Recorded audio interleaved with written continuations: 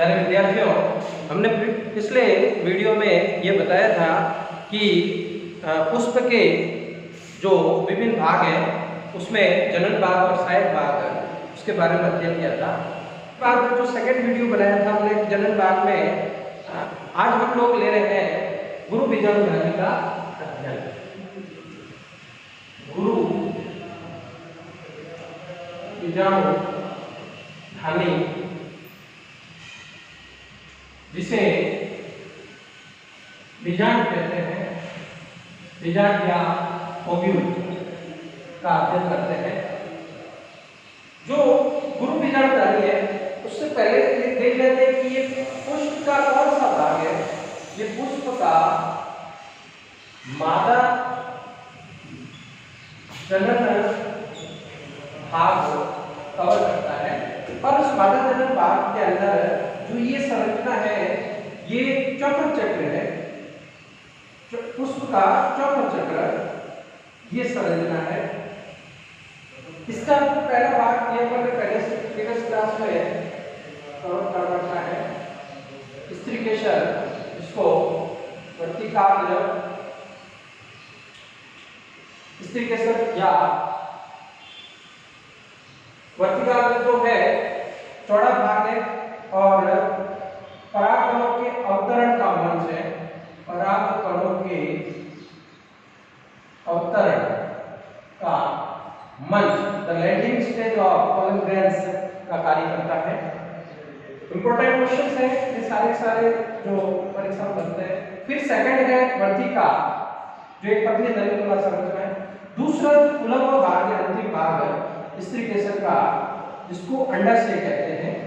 और इसी अंडाशय, ये ओवरी अंडाशय, इसी अंडाशय जो बाद में जाकर क्या बदलता है, जिसमें फल में परिवर्तन होता है। आवर्तबीजी पादपों की कैरेक्टर्स है। आवर्तबीजी पादपों और जिम्नोस्पर्म में हमारे प्रीवियस क्लास में बताया था कि अंडाशय, बीज के ऊपर अंडाशय का आवरण होना आवर्तबीजी पादप का मुख्य लक्षण है।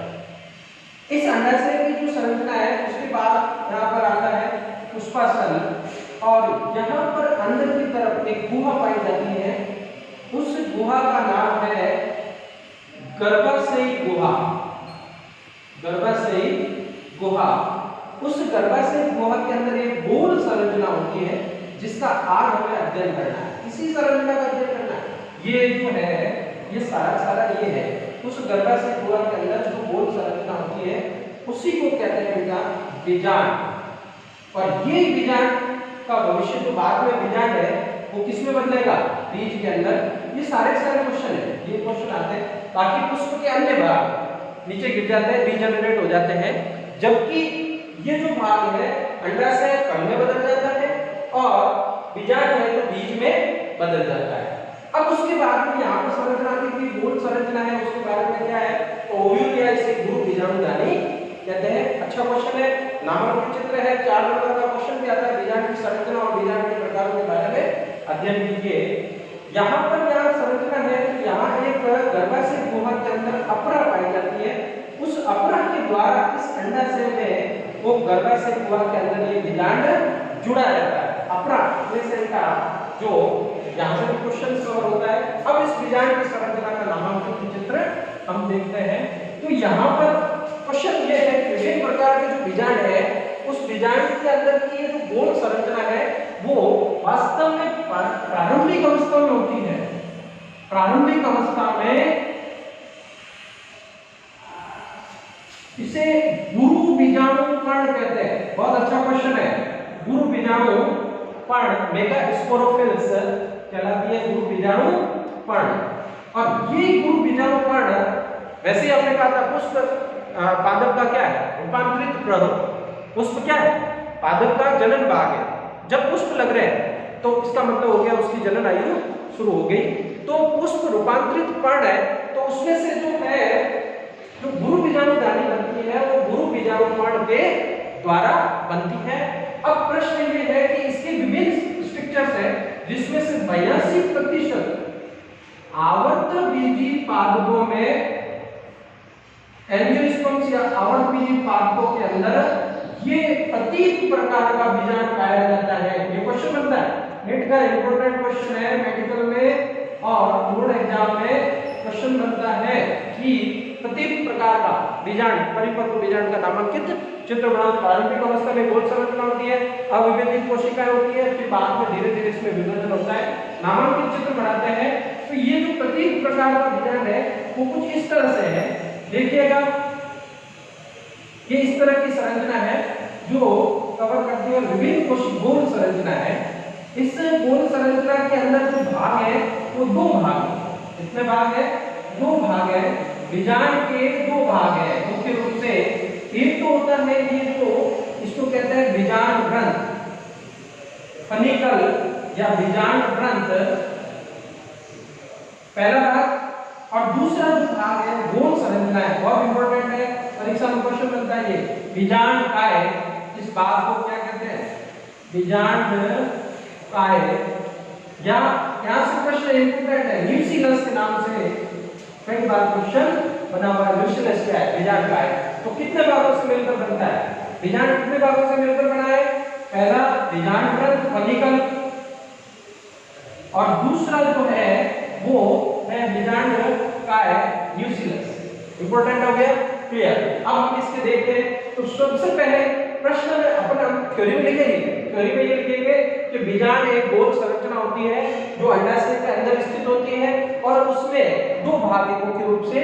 और पहला है बीजांड ग्रंथ जो डंठलनुमा संरचना से बना होता है और दूसरा है बीजांड काय न्यूक्लियस। वास्तव में ये प्रत्येक प्रकार का बीजांड है जो 82% आवृत्ति पादपों में पाया जाता है। नेक्स्ट क्लास में अपन बीजांड के विभिन्न प्रकारों के बारे में अध्ययन करेंगे।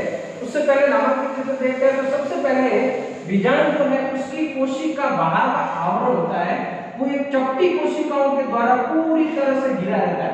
ढोलक आकार की एक स्तरीय परत चपटी कोशिकाएं, इन कोशिकाओं से जुड़ा रहता है, ये घिरा रहता है। ये ढोलक आकार की कोशिकाएं सारी सारी ये स्पेसिफिक कैरेक्टर शो करता है, पूरा घेरे रहता है। और इस कोशिकाओं से ही दो प्रकार आवरण को पूरी तरह से घेरा रहता है। ढोलक आकार की कोशिकाएं ये पूरा आवरण बनाने का काम करते हैं। प्रश्न ये है कि बीजांड के अंदर कितने आवरण होते हैं? तो अपने को यहाँ पर दो आवरण बताना है। बीजांड के अंदर कितने आवरण है? पूरे में दो आवरण है। एक तो है बाह्य अध्यावरण, एक्सटर्नल इंटेग्यूमेंट्स, बाह्य अध्यावरण है बाहर की तरफ, और दूसरा जो अंदर की तरफ होता है इसको बोलते हैं अंत अध्यावरण या इंटरनल इंटेग्यूमेंट्स। ये दोनों अध्यावरण सुरक्षा का कार्य करते हैं। इस तरह से पूरी पूरी कोशिकाएं ऐसे जुड़ी रहती है। यहाँ तक क्लियर? कोई प्रॉब्लम? अब देखिए यहाँ तक क्लियर होने के बाद में ये जो संरचना है जो बीजांड ग्रंथ है फनिकल्स और बीजांड काय, वो एक संरचना द्वारा पास में एक संरचना है जहां से जुड़े रहते हैं। इस स्थान को क्या कहते हैं? यहाँ से क्वेश्चन बनता है और मेडिकल में कई बार कंफ्यूजन भी करता है क्योंकि ये जूलॉजी और बॉटनी में दोनों जगह सेम टर्मिनोलॉजी है, समानार्थी शब्द है, इसलिए एक बार कंफ्यूजन होता है।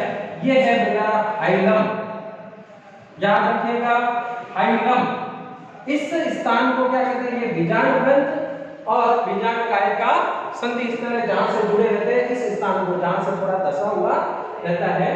एक और चीज, यहाँ पर जो बीजांड ग्रंथ है उस बीजांड ग्रंथ के बीच में यहाँ पर अत्यधिक ऐसी प्रदुत्तक कोशिकाओं का एक थोड़ा सा सघन भाग होता है। इसको जो थोड़ा स्पेसिफिक दिखता है यहाँ से, इस संरचना को बोलते हैं रेफे। रेफे कहते हैं। ये भी क्वेश्चन है। उसके बाद में यहाँ जो संरचना बनी है गोल संरचना बीजांड काय, यहाँ पर एक क्वेश्चन है अंत अध्यावरण और बाह्य अध्यावरण। ऐसा कौन सा स्थान है जहां पर अंत अध्यावरण और बाह्य अध्यावरण नहीं होता है? तो वो स्थान कौन सा है? बीजांड द्वार। एक छिद्रनुमा संरचना है माइक्रोपाइल या बीजांड द्वार। उस संरचना में या उस छिद्र के पास में अंत अध्यावरण और बाह्य अध्यावरण अनुपस्थित होते हैं। अब ये संरचना बनती कहाँ है? आप कहेंगे सर ये जो क्वेश्चन है वो यहाँ पर कैसे हो रहा है? तो हम सीधा सीधा कहेंगे बीजांड द्वार या माइक्रोपाइल है, वो माइक्रोपाइल बीजांड के जो स्त्री केसर के अंदर बीजांड होता है जस्ट बीजाणु द्वार ऊपर की ओर होता है। कहाँ होता है? ऊपर की ओर, ध्यान रखिएगा। तो इसका आधार भाग, बीजाणु का आधार भाग कौन बना रहा है, जहां से प्रश्न निकलता है, उस आधार भाग का नाम हो जाता है निभाग। कलेजा, निभाग, याद रखना। बीजाणु का आधारीय भाग या स्त्री केशर के अंदर आधार भाग किसके द्वारा, कौन सा बीजाणु का कौन सा भाग बनाता है, तो सीधा सीधा आंसर बनता है निभाग। निभाग ये भाग आधार भाग बनाता है और बीजाणु द्वार शीर्ष भाग होता है, ऊपर की तरफ रहता है। बीजाणु द्वार का इंपॉर्टेंट क्वेश्चन अंदर द्रवण और बाह्य द्रवण यहाँ पर अनुपस्थित होता है।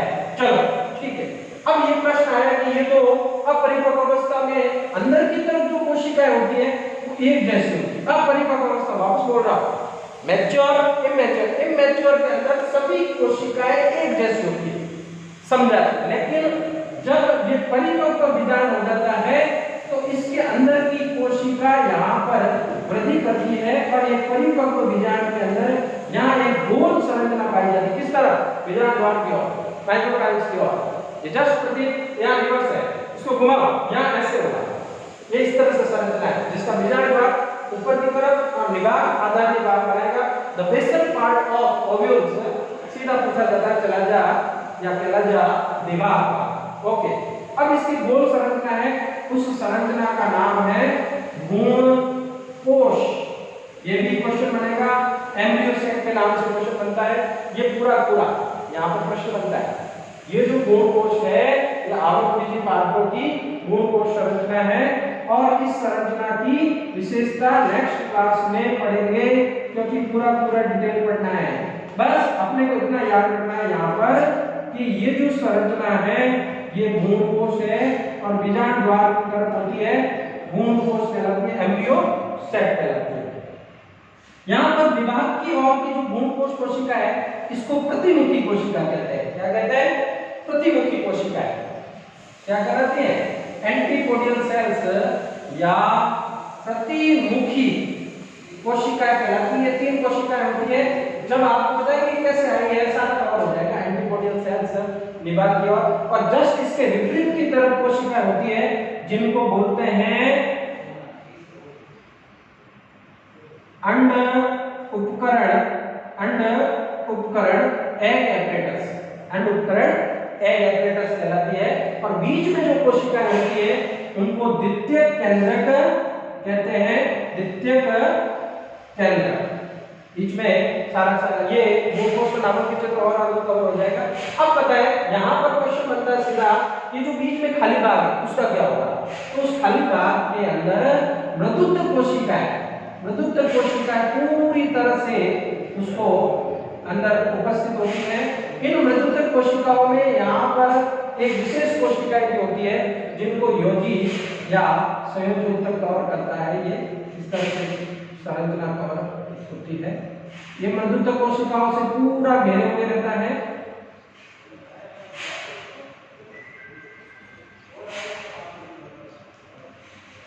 ये मृदुत्व कोशिकाएं इस पूरे बीजाणु को, जो आंतरिक भाग के बीजाणु का न्यूक्लियस, उसको घेरे हुए रखने का कार्य करती है। अब प्रश्न ये है कि जो बीजाणु है ये प्रति प्रकार का जो बीजाणु है 82% आवृत्ति पार्टों में इसी तरह की संरचना पाई जाती है और यही आगे जाके यही तो ये जो मृदुत्व कोशिका है इनको पैरेन्काइमस सेल्स, पैरेन्काइमस सेल्स या मृदुत्व कोशिकाओं से द्वारा पूरा घिरा रहता है। बच्चों ये बहुत इंपॉर्टेंट क्वेश्चन है और इसका ये क्वेश्चन पूछा जाएगा सीधा, जिसमें लिखा होगा परिपक्व बीजाणु की संरचना का